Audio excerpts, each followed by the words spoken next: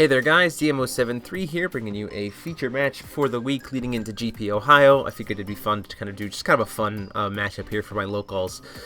So we have Jack on the right playing Death and Taxes. It's the 0 green white black list that's kind of been going around.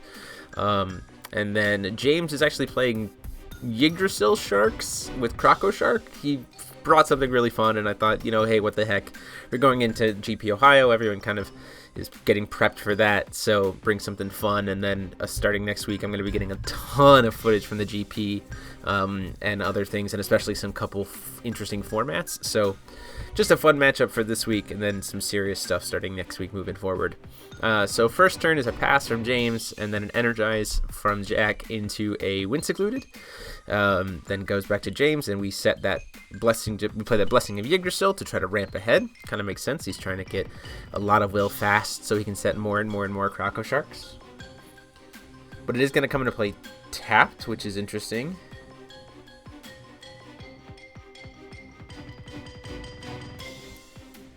So he gets a Lightstone, goes back to Jack. So the whole point of Death and Taxes is just to kind of set up these locks that your opponent can't really get through, which is pretty interesting. So Jack gets the Countdown Stone for black into white. Plays 2, slams out Abdul. So Abdul is good against James's deck for the simple reason of his Crocosharks that come into play won't get him more Crocosharks from his hand. And so the reason why Crocosharks in the initial idea was so powerful is because you could play them so fast and then give them swiftness and flying. And the ruler, you used Kaguya to be able to set them really fast. So it's interesting to see having to pay the full 2 each time. And you don't really have many ways to interact with your opponent. And when you're playing Death and Taxes, a list that naturally gets to kind of be this kind of defensive wall that your opponent has to get through, I'm not quite sure how well that's going to do. And I think James's idea is to use Tree to kind of back that up, but I'm not sure how well that's going to stick. So Jack goes ahead and plays a Sha Wu Jing, which is helpful to, kind of stop anything James might do that might try to do a board wipe or anything else. So he's got some Schrodinger's Observation, some more Crocosharks in his hand, a Butterfly Moonbeam, Library of Alexandria.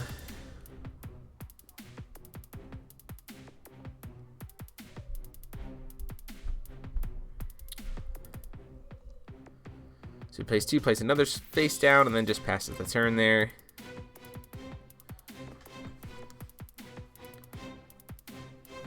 Calls a stone for on Jack's side, hits a Heaven's Rift. So again, the longer this game goes, the more of his kind of setup Jack's going to be able to get, which I think goes against what James wants to do. Even simply in the case of being able to steal swiftness and flying or anything else like that, just by using 0 or flipping 0 and just saying, even if you flip all the Crocosharks you want, they're never going to come into play. They're never going to be able to swing, unless James for some reason is playing a Melfi to quick cast on the end of the turn. Out comes out that Faria, so now we have one creature that can't get killed by blockers, or can't be killed while blocking, which is very good for Jack. We're seeing more and more of these pieces of the lock for Death and Taxes come into play. 2, Alexandria, which is going to be called for Fantasy, so Crocosharks will have swiftness if they come into play. Another Crocoshark gets put face down. I think that pretty much gets all of the ones out of his hand, which he has to do because of Abdul. And then just passes the turn.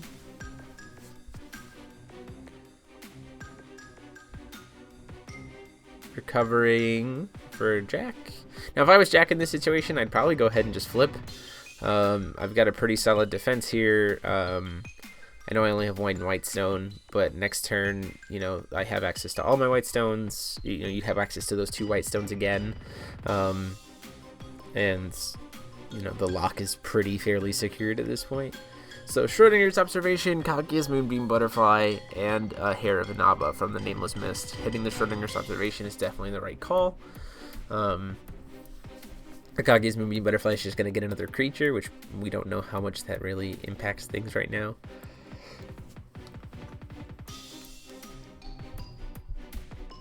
He's going to go ahead and pay 3. and do Kaguya's Moonbeam Butterfly, where X equals 2, so 2 plus 1, so he does it for 4. 2 plus 1, so he gets to grab a 3-drop. And in this instance, with Guardian of Voltaenlaw, that is essentially the lock. So this is the lock that Death and Taxes looks for. Really, it's looking for one more creature in the fact that if it had Tsukiyomi Noble, so Tsukiyomi Noble, Faria, Guardian of Voltaenlaw, and Abdul. That makes it so your opponent only gets 1 swing a turn with anything. Faria can block it and never take damage. Abdul stops all enter effects, and Tsukiyomi Noble stops all activate abilities. And then 0 flip. Once 0 flips, you don't even have to deal with flyers. And Faria can just block for forever. So, against a Swarm deck like Crocoshark, this is definitely not looking good. And so, Jack's just trying to kind of set up a position where next turn he can just answer Alice and say, we're good to go.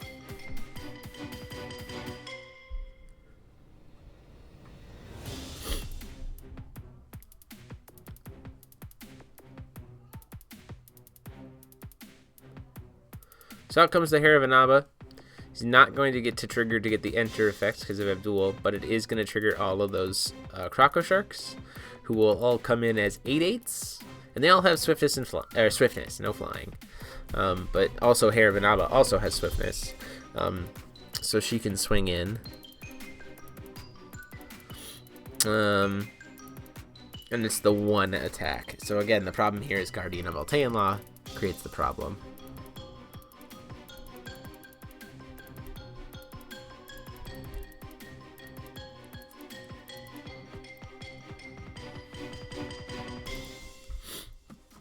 Then he's going to go ahead and play the Blessing of Yggdrasil, get into another stone. The Abdul has been killed.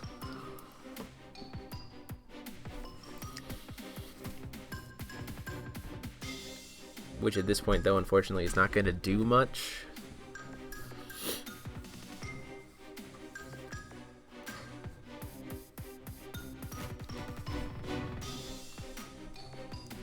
Because once again, Jack's sitting on a full hand of stuff. And James just has those Crocosharks in 1 card in hand. He's going to go ahead and sacrifice the Tom at the end of the turn to go ahead and deal the other damage he needs to the hair, which is a good play. Getting all those things off the board is helpful, even if only one of them can attack a turn. So I definitely think that 0 flips here. I don't think there's a reason to not. I think you use the 2 white sources, the 2 Heaven's Rifts, and you flip over and just say, like, no. Then you have, 2 big old blockers who can't do anything. And you just finish the game, but we'll have to see what Jack decides to do here. He's got a full hand of stuff. He's got a Zero's Magic Light, which is awesome for him. He's gonna go ahead and tap for stone. Interesting call. It's a Gusting Skies, so he's got another white source, which is always good.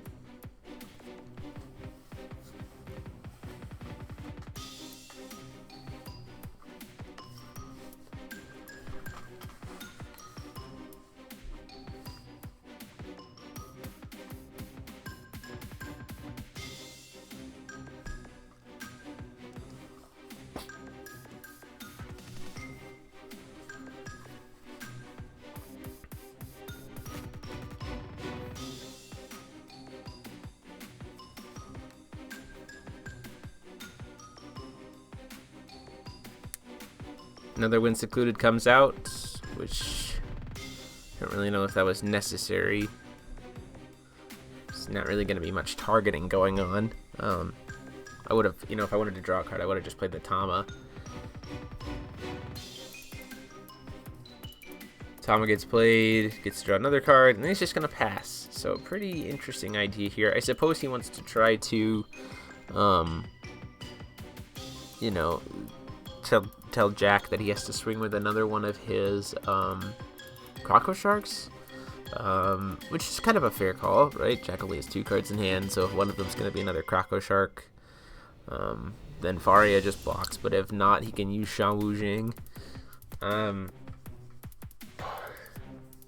Tsukiyomi Noble, he's going to try to pay the will that he needs. He's going to assign the will here for Kaguya's Moonbeam Butterfly, paying the 1 extra for Sha Wu Jing, and then setting his X equal to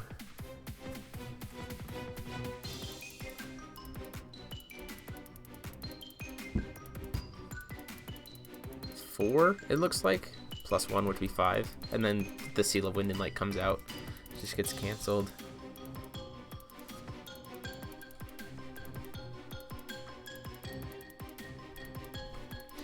And then James just has to pass here, leaving Jack with the, full set of stuff to just be able to mess around. Calls for another stone. I would have flipped again. This is a situation where I think you just completely lock out the game by flipping.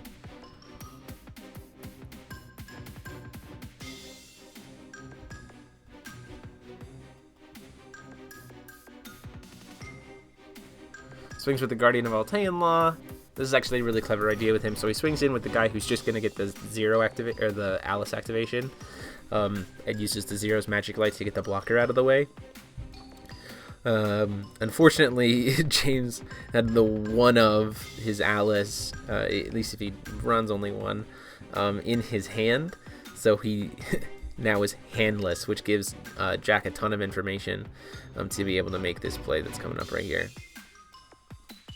So Bedivere is going to come in, and he's going to pay the extra 2 for the Excalibur off the Moonbeam Butterfly to just RFG the Alice completely. And then now he gets to start picking apart the board. And he happened to have another Zero's Magic Light, so he just RFGs the blocker. And then Sha Wuxing gets in for lethal. So that is game 1, and we move on to game 2. So hopefully this time we get to see James kind of go off with his Crocosharks. The whole point of Death and Taxes is kind of a hard counter to a deck like this, purely because the deck does not interact very heavily with the lock that Jack is trying to set up. And so, it's about kind of speed and if Jack has combo pieces versus whether or not James can get Crocosharks out fast enough.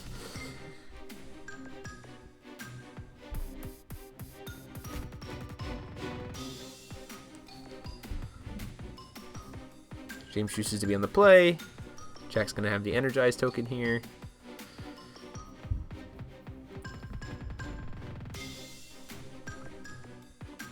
Chooses to do Energize again into Wind-Secluded Refuge. See, I don't really necessarily know what the point of that is.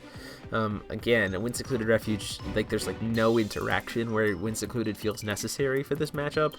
I would have rather just kind of waited and held that Energize for maybe something I needed later. Just kind of feels off.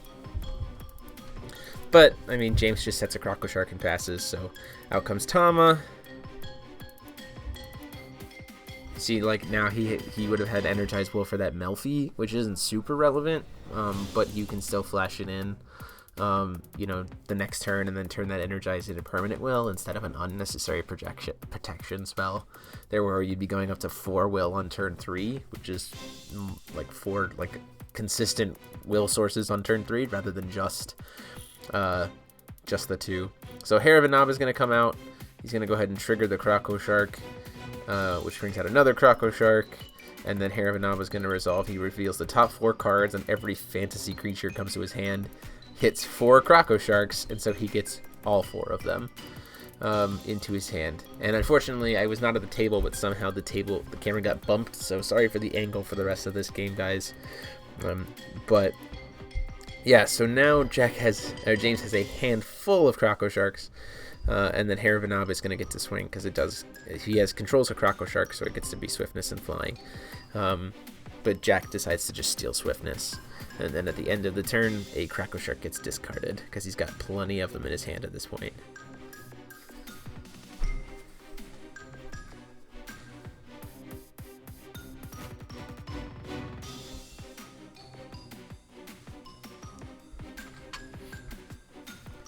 He's going to go ahead and banish the Tama to burn the Crocoshark.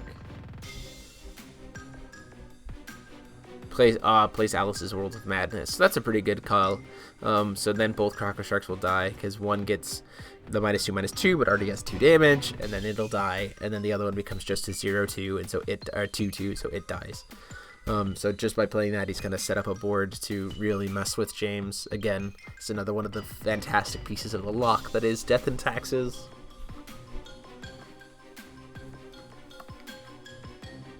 Sets 2 more Crocosharks.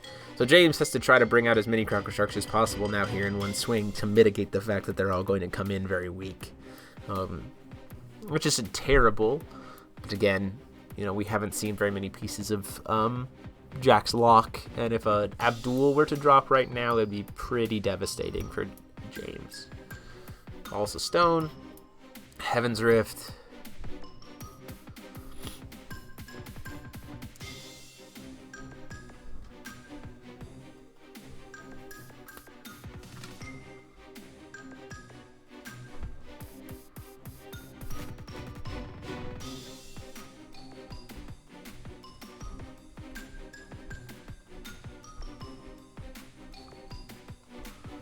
And he just passes here, so gets an interesting opportunity for James to try to make a play. You know, if James could set one Crocoshark and then cast a summon spell, he gets to bring out all those Crocosharks from his hand, and that could be massively devastating.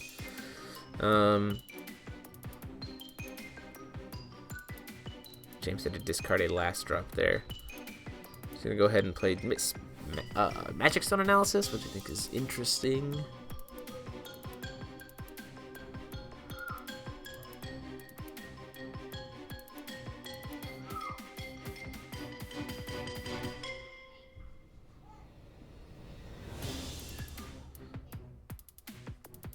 Sets another card face down. Sets another card face down. So we've got 4 Crocosharks face down at this point. And Harif-Namba's going to swing in for 4 damage. So James finally gets to see some life point damage here happen. And at the end of the turn, we're going to see a last drop. Oh, so he's attempting to get some more damage here. So he's going to draw. And then he's going to spend the other 2 after the Tama trigger. And then cast Melfi to prevent the damage from Hair. So that was pretty cool. So he last drops to bring Tama back. Tama immediately dies, gets to draw a card, and then he casts the Melfi to prevent the damage from Hair and gets to ramp. So that was actually a pretty clever move by Jack. Definitely a very interesting play. Calls a Stone, gets a Black Silence.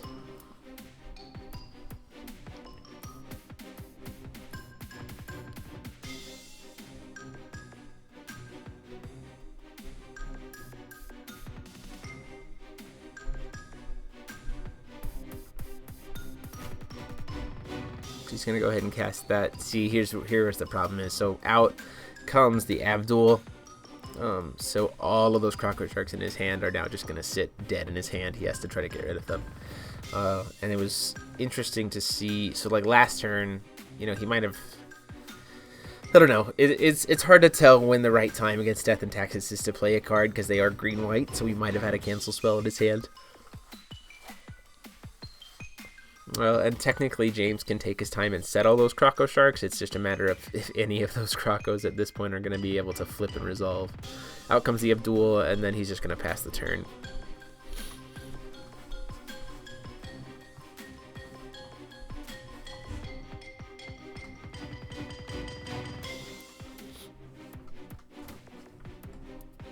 Phase 2. Sets the Shark.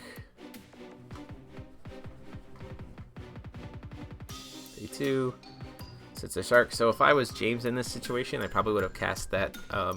Seeing how many cards he has in his hand, I probably honestly would have just spent the turn doing Valentina's Reach to try to bait out a cancel spell. Maybe leave up enough will to cast, you know, 1. He's got 6 cards in hand. You would have been able to attempt. I mean, it would tap you out. But if it succeeded and he didn't have a cancel spell, you rip his entire hand away. And if it, you know, and then if you didn't succeed, then you've at least pulled a cancel spell to be able to play a summon later. Especially since he only had the 1 cancel spell, you know, the 1 cancel worth of will available. So paying 3, Altean Lock comes back out. So again, these lock pieces are just falling into place. A 0 flip here pretty much guarantees Jack the game. So if he can make it one more turn, then he's safe. You see he does have that Seal of Wind and Light in his hand. Very interesting choice here. He goes ahead and pays 4. Then decides against it. He's going to go ahead and pass.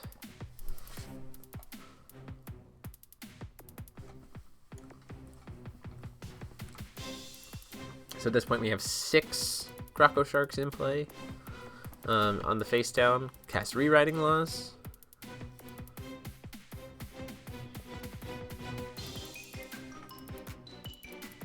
And that's going to draw a cancel from Jack, which seems really weird. But it does. And then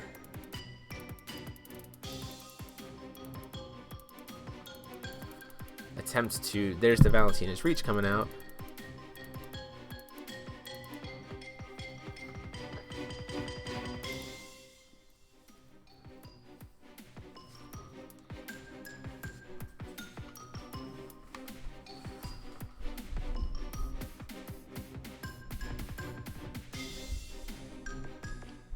Baited out the 2 cancel spells. Hopefully that card in his hand is a creature, so he can bring out some more Crocosharks. But still, with Guardian of Altean Law, it's going to be a real uphill battle, because I don't necessarily know how much removal James's list runs for that Guardian. And Jack can just sit, leave Guardian untapped until the end of time. So no matter how many sharks James has, it won't matter.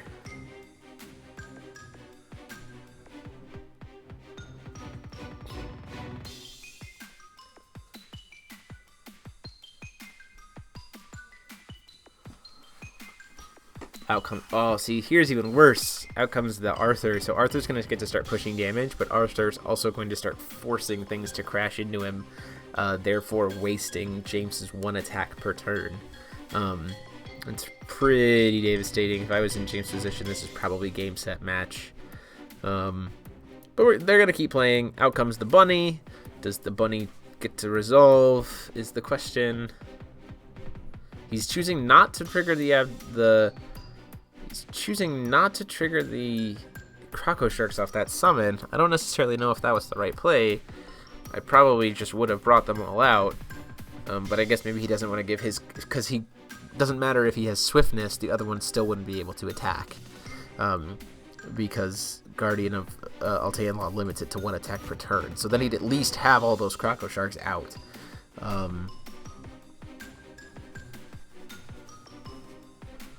don't know. Seems a little loose, but then again, this matchup feels very much one-sided, unfortunately. So swings in for 10 with the Arthur, gets that first damage over there.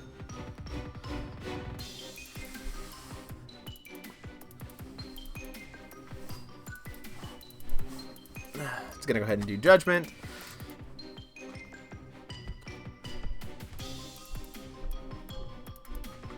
He's going to go ahead and Moonbeam Butterfly for X equals 4, so a 5-drop or less.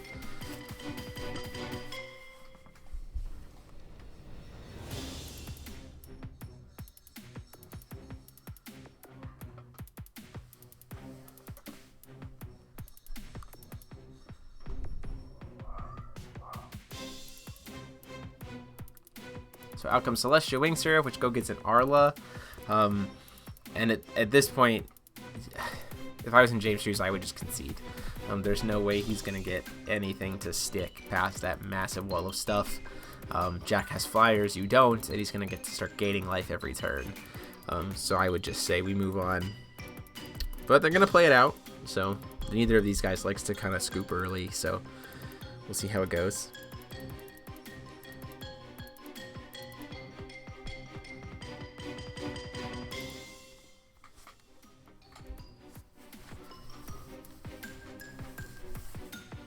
Blessing of Yggdrasil comes out. And now James just has to pass the turn there, and he's going to lose his Hair of Anava because he doesn't have a way to flip over the Crocosharks because the card he drew was a Blessing. The other problem here is, too, if he plays a Crocoshark, the first Crocoshark just dies. Because it'll come in as neg-2, neg-2. Has to crash it into the Arthur, which leaves the board wide open for Jack. And Jack's got another Kage's Moonbeam Butterfly in his hand. So again, Jack just has to be in the same position of I've got to try to just force damage through to make Alice come out, and then I just pay for the Kage's Moonbeam Butterfly to use Bedivere to finish it off.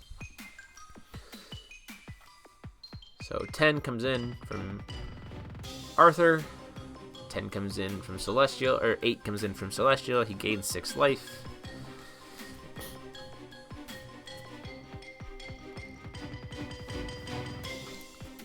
Six from the first Arla, 4 from Abdul, 1 from Melfi, 1 to force Yggdrasil with Bedivere, with Alice, or with Guardian of Maltain Law. So out comes Alice and Excalibur.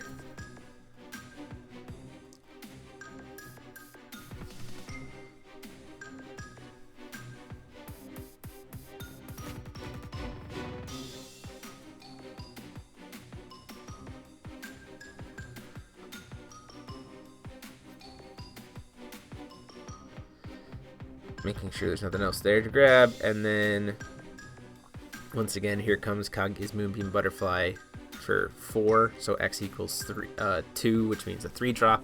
Gets Bedivere. He's got the will to be able to cast it, and have the up will for Bedivere to target Alice. Alice gets ripped, and then Zero's gonna swing in to kill him. So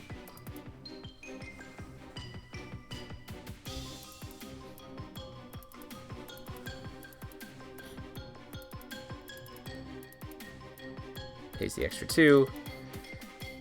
Alice gets removed, and then 0 for the win. So there you have it, guys. That is the match. Deck profiles will be up either this week or early next week because of Ohio. Hopefully I see you guys there.